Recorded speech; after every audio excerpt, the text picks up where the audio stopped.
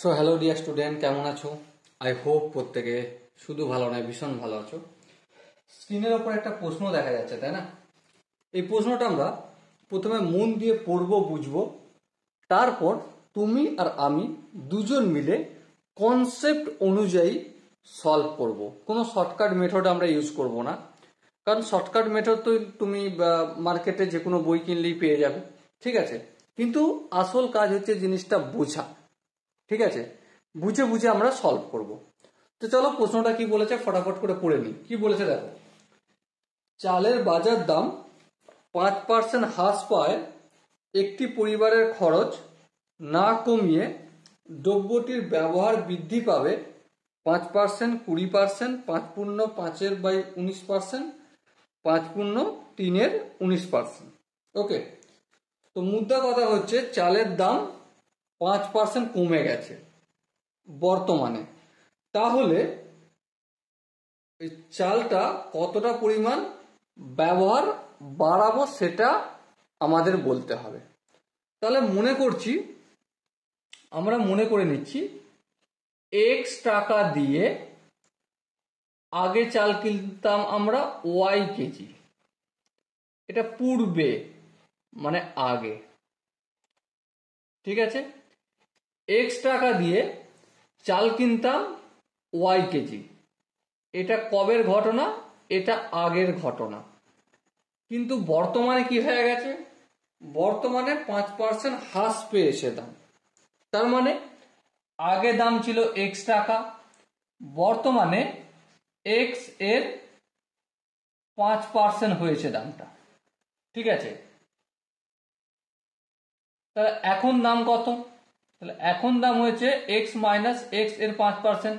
যদি ক্যালকুলেশন করি x minus x into 5/100, আর একটু যদি ক্যালকুলেশন করি কত হবে? 100x minus 5x/100। আমি এটা ভগ্নাংশে যোগ বিয়োগ করছি, আই হোপ তোমরা নিজেরাও করতে পারবে। 95x/100 টাকা। তাহলে একটা জিনিস লক্ষ্য করো, আগে যেই টাকায় মানে x টাকায় y কেজি চাল পাওয়া যেত, এখন সেই y কেজি চালটাই আমি 95x/100 টাকায় পেয়ে যাচ্ছি, মানে কম টাকায় পেয়ে যাচ্ছি। তাহলে এবার একটা কথা ভালো করে বিচার করে বলো, কি এই 95x/100 টাকায় বর্তমানে কতটা চাল পাবে তুমি? বর্তমানে চাল পাবে y কেজি, কারণ দাম কমছে, তাই জন্য এই দামটাতেই আমি পাচ্ছি, কমা দামটাতেই y কেজি চাল পেয়ে যাচ্ছি। ওকে, এবার বলো 1 টাকায় বর্তমানে কত চাল পাবে? ডেফিনেটলি y বাই এটা লিখবো 95x/100 না লিখে উপরে লিখে দেবো, তাহলে এত কেজি। বেশ, কিন্তু এবারে প্রশ্ন হচ্ছে যে তারা সংসারের খরচ কমাচ্ছে না, চালের দাম কমেছে, তো কি হয়েছে? আমরা সংসারের খরচ কমাবো না। তার মানে x টাকা দিয়ে বর্তমানে চাল কিনছে, হ্যাঁ, তাহলে x টাকা দিয়ে বর্তমানে কতটা চাল পাচ্ছে? 1 টাকা দিয়ে যতটা পাচ্ছিল y ইন্টু 100/95x এর x গুণ, হ্যাঁ, এই এত কেজি চাল হলো। এবার দেখো যদি কাটাকাটি করি এই x কেটে যাবে, সো কি পেলাম আমি? 100y/95 এত কেজি। তাহলে এবার একটু সিম্পল হিসাব করে দেখো, কি এখন পাচ্ছি x টাকায় কতটা চাল? 100y/95 KG. আগে আমি এই x টাকাতেই চাল পেতাম কতটা? y KG. তাহলে এবার বলো কতটা ব্যবহার বাড়াতে হবে চালের? অবভিয়াসলি 100y/95 মাইনাস y করব, এই দুটোর মধ্যে বিয়োগ করলে যতটা হবে তত কেজি চাল ব্যবহার বাড়াবো, হ্যাঁ ঠিক।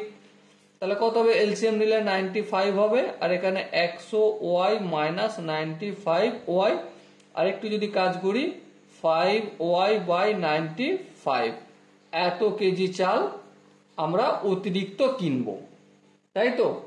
5y/95 কেজি চাল অতিরিক্ত কিনবো। এবারে যদি আমি তুলনা করে বলি, কি করে তুলনা করে, তুলনা করলে যার সাথে তুলনা করব সেটা নিচে, আগে কত চাল কিনতাম ওয়াই কেজি এক্স টাকাতে, বর্তমানে কত বৃদ্ধি পেয়েছে চাল আমরা বর্তমানে কত বেশি কিনবো ওই এক্স টাকাতে 5y/95, তাহলে এটা উপরে হবে 5y/95টা উপরে হবে। এটা কিসে হলো, এটা ভগ্নাংশে কতটা চাল বাড়াবো সেটা করলাম। এটাকে যদি একটু ক্যালকুলেশন করি 5y/95, আর এই y এর নিচে কিছু নেই, আমি কি করবো এই 1/y করে দেবো। কেন করলাম, এটা ভাগ চিহ্ন, এটাকে করেছি গুণ চিহ্ন, y এর নিচে কিছু নেই মানে 1 আছে, y/1 এখানে হয়ে যাবে উল্টে যাবে 1/y হয়ে যাবে। এটা আমি কি করলাম, কতটা পরিমাণ চাল বাড়াচ্ছি সেটা আমরা কিসে কনভার্ট করেছি, ভগ্নাংশে। এবার যদি পার্সেন্টেজে কনভার্ট করতে হয় তাহলে 5y/95 ইন্টু 1/y, এর সাথে কিছু নেই গুণ মানে 100/100 রয়েছে।